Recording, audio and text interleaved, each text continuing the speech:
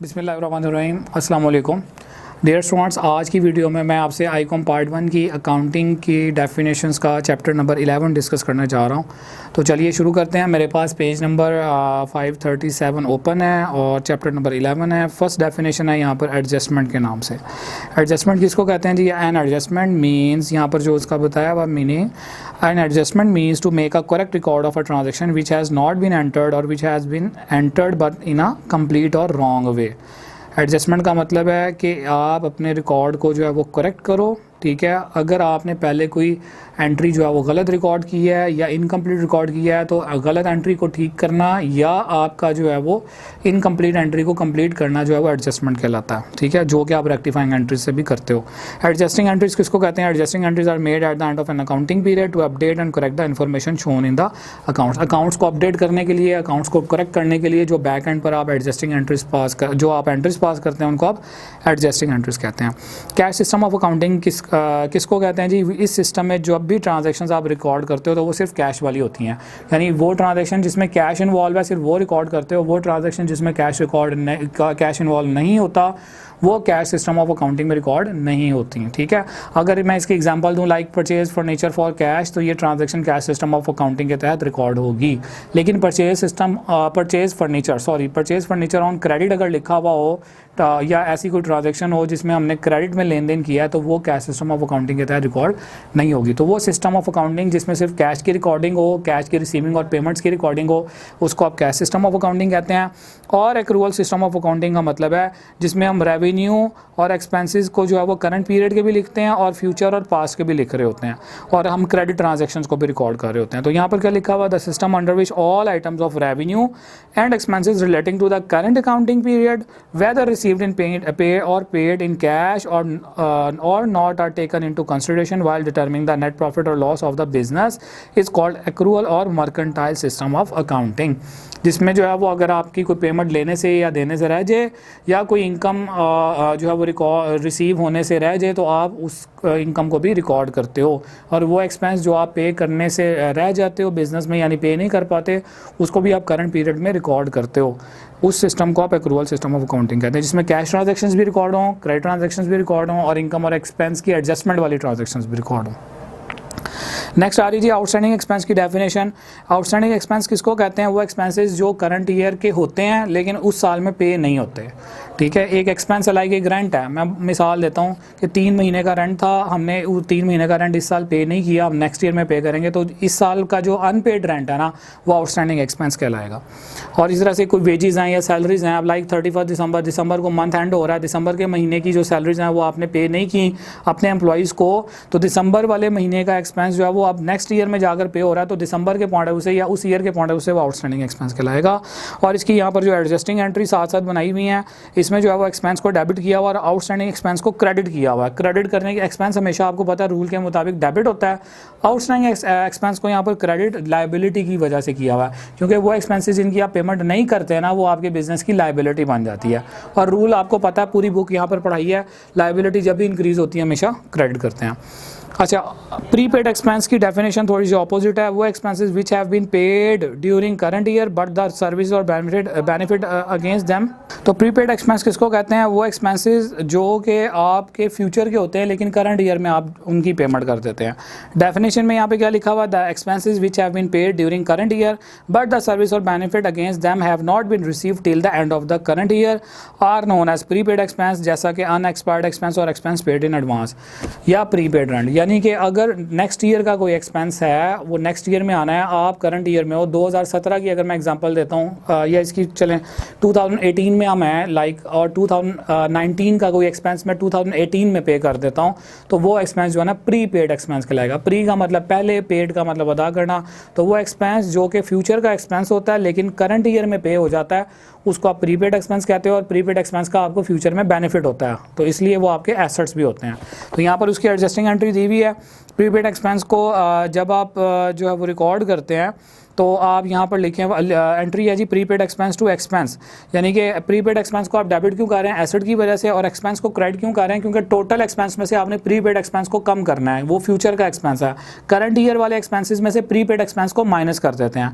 तो जब आप टोटल एक्सपेंस में से कम करोगे तो आपका एक्सपेंस डिक्रीज होगा, और एक्सपेंस जब डिक्रीज होता है तो क्रेडिट करते हैं। Initially record as an asset, यहाँ पर जो है वो अगर वो एक्सपेंस एक्सपायर हो जाए तो फिर ऐसी सूरत में आप उसको एक्सपेंस कंसिडर करते हो नेक्स्ट ईयर में जाके, यानी 2019 में जब आप जाओगे तो वो उसी साल का एक्सपेंस होगा। तो ऐसी सूरत में आपने प्रीपेड को क्रेडिट कर देना है, यानी अपने एसेट को क्रेडिट कर देना है और एक्सपेंस कंसिडर कर देना है, क्योंकि वो उस साल का एक्सपेंस बनता है। एक्रूड रेवेन्यू किसको कहते हैं, वो रेवेन्यू, वो इनकम जो आपकी बिजनेस की कंफर्म हो जाती है लेकिन रिसीव नहीं होती, ठीक है, यानी रिसीवेबल्स में आ जाती है, तो वो आपकी एक्रूड इनकम कहलाती है या एक्रूड रेवेन्यू कहलाता है। एक्रूड रेवेन्यू की आगे फर्दर क्या है wording, which have been and earn in the current year but has not been received in cash within the current year, जो अर्न हो जाए लेकिन रिसीव ना हो, वो करंट आपकी एक्रूड इनकम है। जैसे कि एक्रूड कमीशन, रेंट रिसीवेबल, कोई रेंट हमने कोई जगह कोई प्रॉपर्टी दी हुई थी रेंट पर, हमें उसके पैसे इस साल नहीं मिले, नेक्स्ट ईयर का कमिटमेंट हुई है पैसे मिलेंगे, तो जो करंट ईयर के हमारे वो रेंट के पैसे हैं वो हमारे आउटस्टैंडिंग इनकम या एक्रूड इनकम के तौर पर अकाउंटिंग में ट्रीट होंगे। और इसकी एडजस्टिंग एंट्री जो है वो क्या है जी, एक्रूड इनकम जो होती है वो आपके लिए एसेट होती है, यानी आपको अभी बेनिफिट नहीं मिला तो आपके लिए वो एसेट है, रिसीव करनी है, आप उसको डेबिट करेंगे और इनकम को आप क्रेडिट करेंगे क्योंकि वो इस साल की इनकम थी।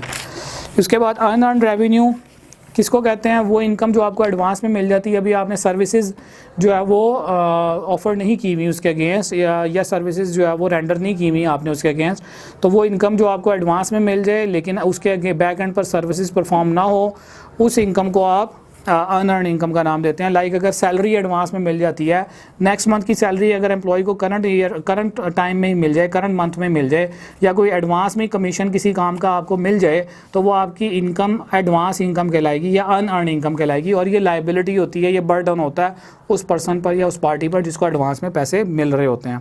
तो revenue which has not become due but has receive in advance, जो इनकम हमारी बनती नहीं थी लेकिन एडवांस में मिल गई है, वो अभी नहीं बनती थी लेकिन एडवांस में मिल गई है, उस इनकम को आप अनअर्न्ड इनकम कहते हैं। यहाँ पर जैसे अनअर्न्ड कमीशन या रेंट रिसीव्ड इन एडवांस, अगर हमने कोई प्रॉपर्टी रेंट पर दी हुई है और उन्होंने अगले पूरे साल का हमें एडवांस पहले ही दे दिया हुआ है, तो वो इनकम भी हमारी अनअर्न्ड इनकम कहलाएगी।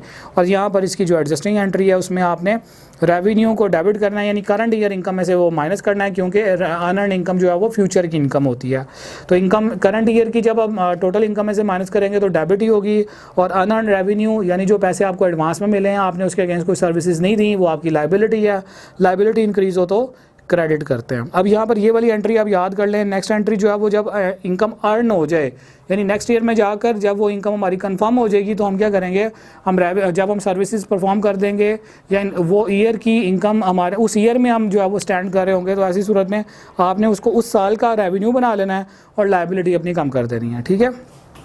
या कमीशन की एग्जांपल हमने देखी थी कि अगर आपको एडवांस में कमीशन मिला, आपने जब काम कर दिया तो फिर आपका वो कमीशन कंफर्म हो गया, वो आपका अनअर्न नहीं रहा बल्कि वो आपका अर्न कमीशन हो गया। उसके बाद एक्यूमुलेटेड डेप्रिसिएशन, एक्यूमुलेट का मतलब होता है किसी चीज़ का इकट्ठा करना है, तो द सम और total of the डेप्शन expense in the different accounting year is called accumulated depreciation. क्या मतलब है इसको, अगर यहाँ पर मैं शॉर्टली आपको एक्सप्लेन कर सकूँ, लाइक एक मशीनरी है और मशीनरी की जो वैल्यू है वो 10,000 है, और हमने हर साल इसके ऊपर 1,000 जो है ना वो डेप्रिसिएशन लेनी है, ठीक है। तो इसका मतलब है अगर एक साल की 1,000 डेप्रिसिएशन है, तो ये टोटल जो है ये 10 साल तक इस मशीनरी की जो डेप्रिसिएशन होगी वो 10,000 होगी, ठीक है। तो अब इसका मतलब है हर साल आप 1,000 लोगे डेप्रिसिएशन, तो 10 ईयर्स तक जो है वो आपकी जो आपकी डेप्रिसिएशन बनेगी वो 10,000 बनेगी।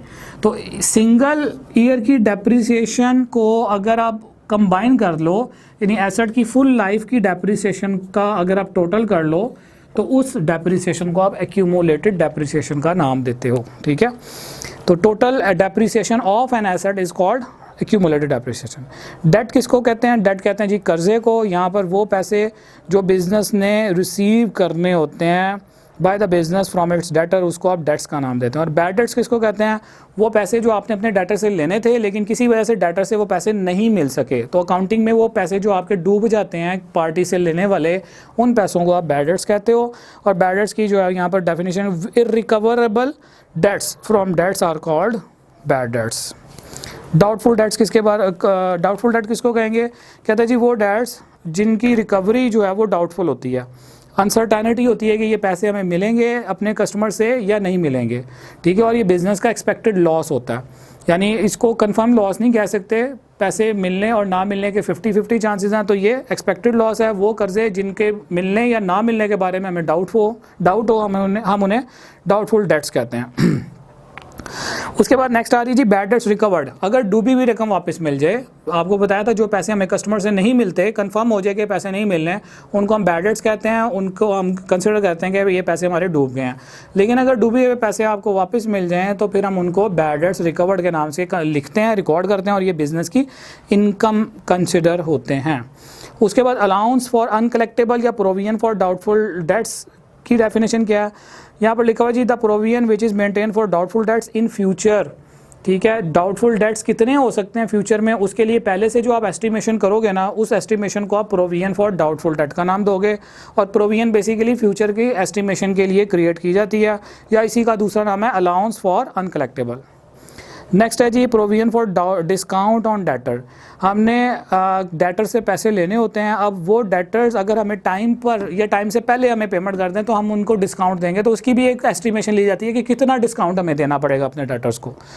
तो उसको जो है वो फिर हम क्या नाम देंगे? उसको नाम देंगे हम provision for discount on debtors का। यहाँ पर डेफिनेशन क्या है? Provision which is created for those debtors who pay their debts within the discount period. जो हम डिस्काउंट पीरियड अलाउ करते हैं अपने कस्टमर्स को, क्लाइंट्स को, डेटर्स को, यानी कि अगर आप जी हमें 10 दिनों तक पैसे दे देंगे, हमने आपसे 1000 रुपये लेना है, तो हम आपको जो है ना वो 50 रुपीज़ छोड़ देंगे। लेकिन अगर आप 10 दिनों के बाद अगर पैसे देंगे तो फिर हम आपको वो रिलैक्स नहीं करेंगे, फिर हम आपसे पूरा 1000 रुपया ही लेंगे। तो यहाँ पर वो एस्टिमेशन जो आप अपने डेटर से डिस्काउंट के हवाले से कर रहे होते हैं ना, उस प्रोविजन को, उस एस्टिमेशन को नाम दिया जाता है provision for discount on debtors. और यहाँ पर एडजस्टिंग एंट्री है जी discount on debtors account debit और डेटर्स अकाउंट क्रेडिट। डिस्काउंट जितना हम दे रहे होते हैं वो हमारा एसेट हो जाता है, और डेटर्स में से हमने उनके अकाउंट में से उतने पैसे कम कर देने होते हैं जो हमने छोड़ दिए होते हैं। और बिल्कुल यहाँ पर रिवर्स सिचुएशन आएगी provision for discount on creditors के वाले से। वो प्रोविजन जो क्रिएट की जाती है eight the end of year for the estimation amount of discount receivable from creditors, यानी क्रेडिटर्स जिनको हमने पैसे देने होते हैं उन्होंने भी हमें टाइम पीरियड दिया होता है, टाइम फ्रेम दिया होता है कि इतने टाइम तक अगर आप पैसे दे देंगे तो हम आपको डिस्काउंट देंगे। ऐसी सूरत में जो हमें डिस्काउंट मिलेगा वो डिस्काउंट रिसीव होगा, और उसकी जो एस्टिमेशन होती है कि हमें कितना डिस्काउंट हमें अपने क्रेडिटर से मिल सकता है, उस एस्टिमेशन को provision for discount on creditors कहते हैं, ठीक है जी। उसके बाद नेक्स्ट है इसकी एडजस्टिंग एंट्री आ रही है फॉर डिस्काउंट ऑन क्रेडिटर। जब डिस्काउंट अगर हमें मिल रहा हो तो हम क्या करेंगे, जितना हमें डिस्काउंट मिल रहा है उतने से वो हमारी इनकम बन जाएगा, और क्रेडिटर हमारी लायबिलिटी होती है, वो लायबिलिटी हम कम कर देंगे। और adjusting entry for interest on capital. Interest on capital business का एक्सपेंस होता है, और ये पैसे कैपिटल में जाने होते हैं, तो इसको कैपिटल इंक्रीज हो तो उसको क्रेडिट करते हैं, क्रेडिट करेंगे। Adjusting entry on interest on drawings. जितने पैसे बिजनेस से ऑनर निकलवाता है तो ऑनर फिर ऐसी सूरत में बिजनेस पे इंटरेस्ट चार्ज करता है, क्योंकि सेपरेट एंटिटी कॉन्सेप्ट के मुताबिक ये दोनों डेफिनेशन है। तो जितना इंटरेस्ट ऑनर से बिजनेस चार्ज करेगा वो बिजनेस की इनकम होगी, बिजनेस उस इनकम को क्रेडिट करेगा इंटरेस्ट ऑन ड्राइंग के नाम से, और ड्राइंग को डेबिट करेगा।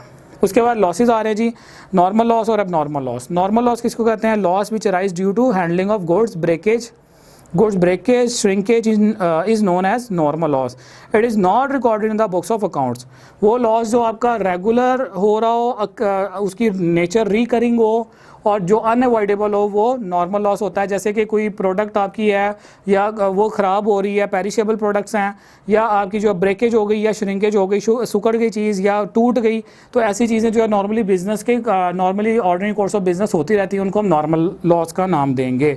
और नॉर्मल लॉस जो है वो अकाउंट्स में रिकॉर्ड नहीं किया जाता, लिखा हुआ जी आ गया। और अब नॉर्मल लॉस में क्या है? Which arises due to fire, flood और some other abnormal reason.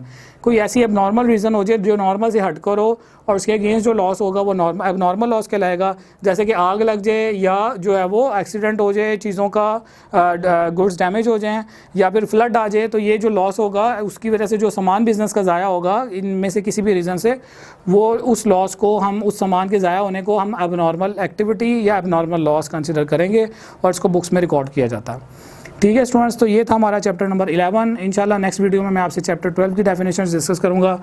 Next chapter के लिए आप मुझे इजाज़त दें जी। अल्लाह हाफ़िज़।